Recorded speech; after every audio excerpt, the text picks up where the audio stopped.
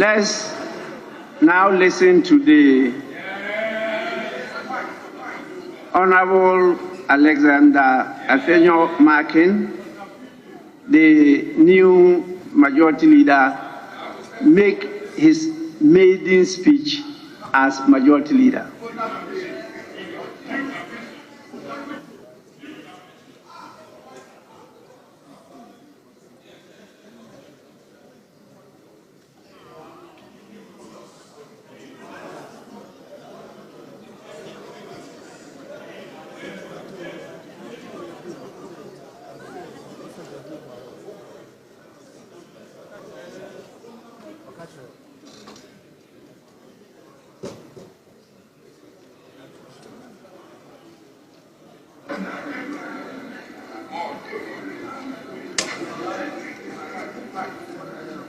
Right Honorable Speaker, colleagues in leadership, colleague members of Parliament, parliamentary staff, our friends in the media. Today is a day in my life that I never saw it coming. My journey in life has been very checkered. It's been rough, and sometimes it's as if there's going to be no light at the end of the tunnel. But today, I stand before you with profound humility and great honor to say that the party NPP has honored me to be the primus of this great chamber. Mr. Speaker, I take the opportunity here to share a few words. As a member of a member of Parliament for Efutu, and a proud son of Winneba in the Central Region, and chairman in the Volta region of Ghana, my long journey to this podium, as you may be well aware, received a lot of setbacks.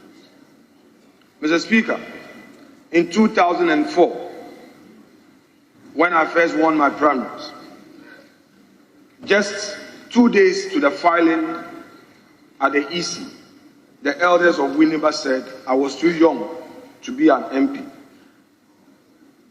The opportunity was taken away from me. In 2008, I contested, and the result was 22-22. The regional executives of the party said that the then MP was a member of the constituency executive committee, therefore he had a casting vote. You can imagine the result. He voted for himself 23-22. I lost the chance.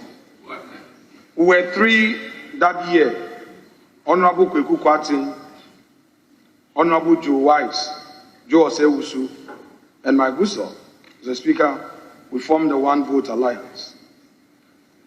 The elders of Efutu prevailed upon me to accept the bitter pill, which I did.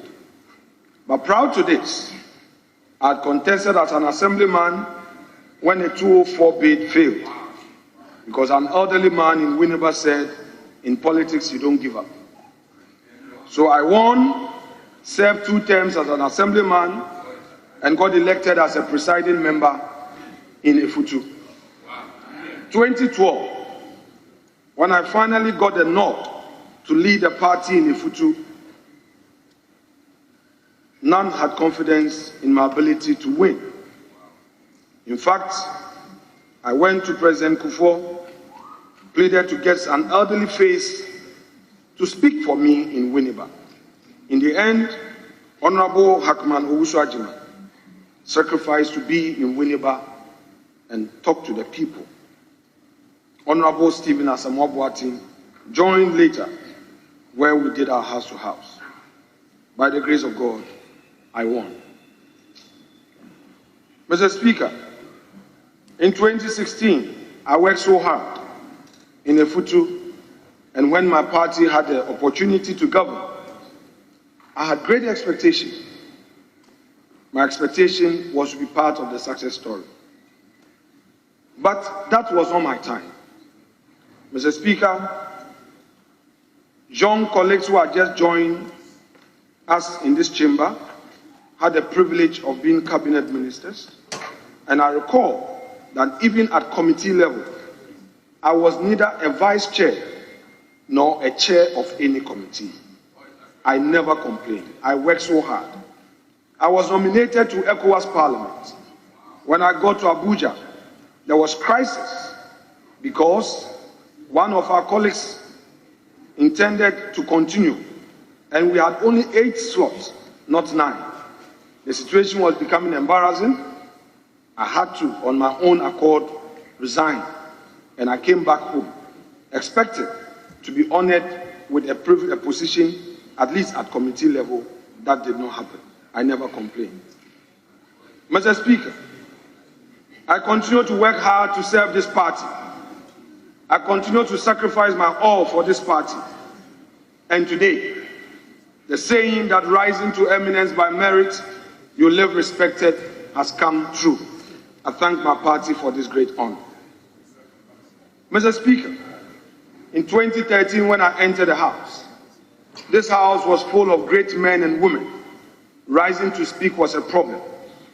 I recall that even getting the confidence to correct the spelling of my name was a problem.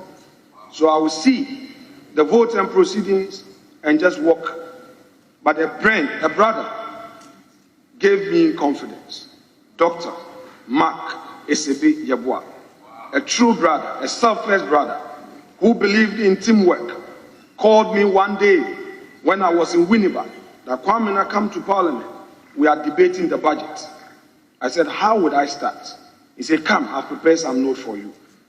We sat at the back bench and I made that effort. I was so scared.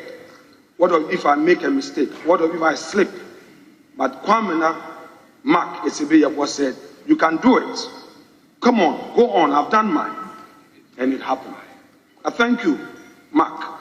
How I wish you were here with me. I miss you dearly. You are a true brother. You are selfless, and you made it happen. Mr. Speaker, Honorable Mr. Jethro is a man today, if I pass him by, then indeed I have been ungrateful. There is a man who adopted me as his own. I call him Osofo. He, together with other parliamentary staff, gave me the needed guide. When we are filing questions, he will correct you. How to learn the standing orders and all. Mr. Jethro would always avail his time to support. Mr. Jethro, you and your staff, I am grateful to you. You made me who I am today. Mr. Speaker, my professor who taught me at the Ghana Law School, former leader of this house, Kumbo, Honorable Papa Wusankuma, now Ambassador, a High Commissioner to the United Kingdom, the late E.T. Mensah. Mr. Speaker, these were great men and women, great men I came to meet here, who supported me and did everything to guide my thoughts. Now, Mr. Speaker, let me go to my predecessor. Mr. Speaker, as if prophecy come true. In my early days, I received a call from Honorable Obiamo that leader was traveling all the way to Hanoi, Vietnam, and he was supposed to be part of the trip, but for some reasons, he could not make it, and he has requested that I join leader in his stead.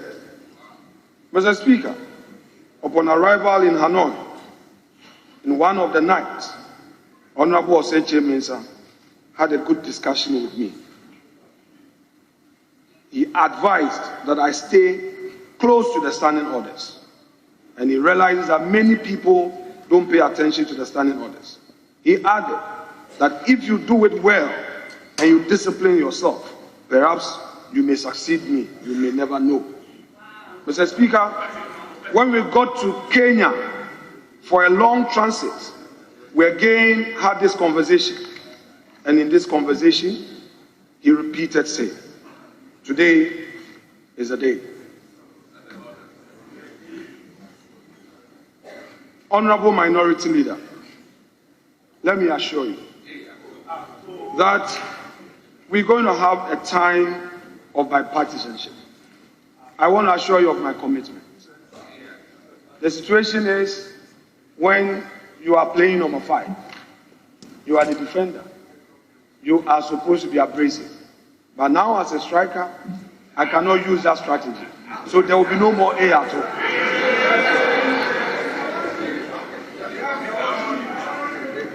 We are going to work together because the happiness and the unity of this house shall materially depend on me. And I cannot afford to allow rancor to prevail. Mr. Speaker,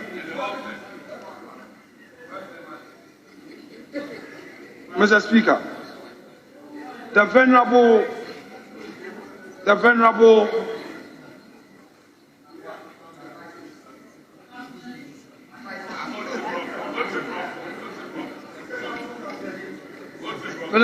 venerable MP for Swami, Honorable Oseche Mensabonso, is an institution, no doubt.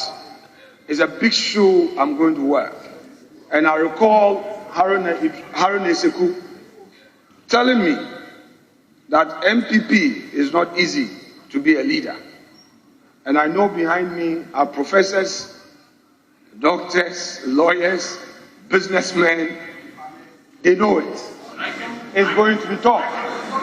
But colleagues,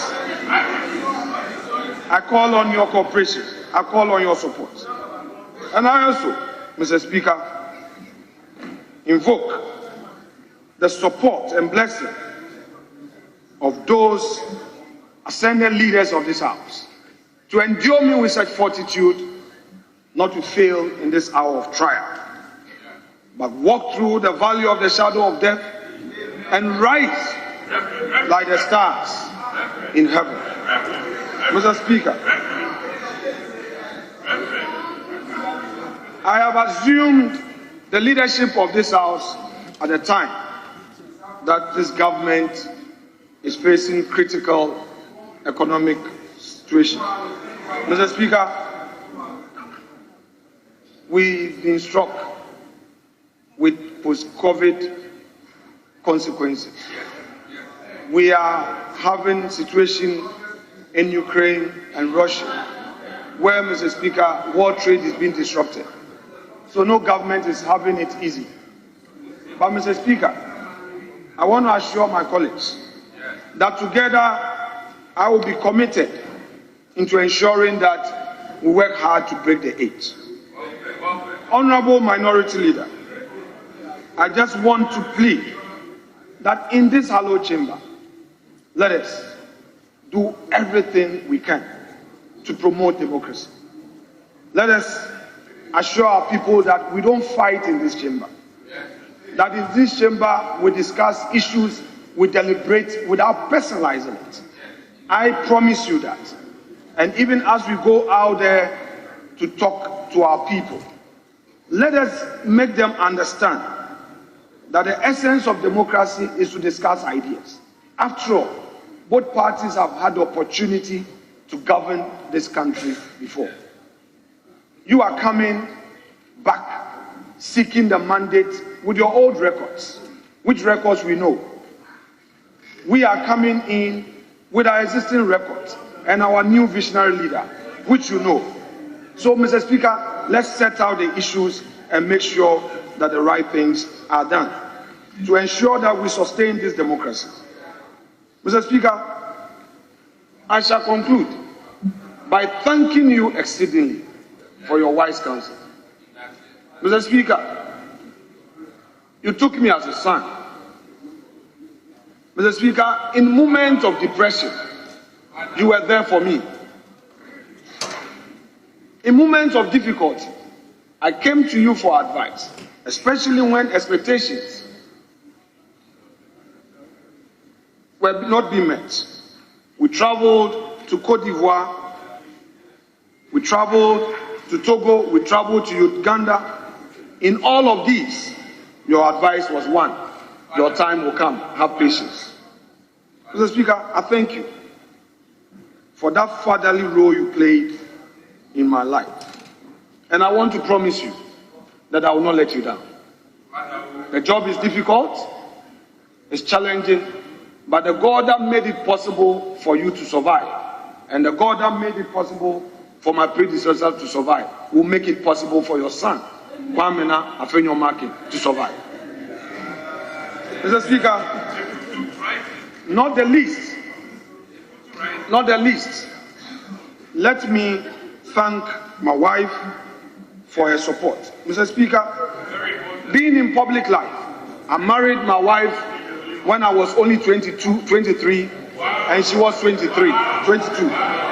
Mr. Speaker, I started public life very early, and most of the time, you have to leave for Winneba, come midnight, go back, run your business, go to court and all. Mr. Speaker, through it all, my wife, Diane Lanama Frimpoma, has been with me. I thank her for her support. It's not easy. We've done 21 years and still counting. And I know that the Lord would make it possible for me to deliver my new duty with her support. Mr. Speaker, without more, I shall thank you. I shall thank you for the opportunity and want to thank my colleagues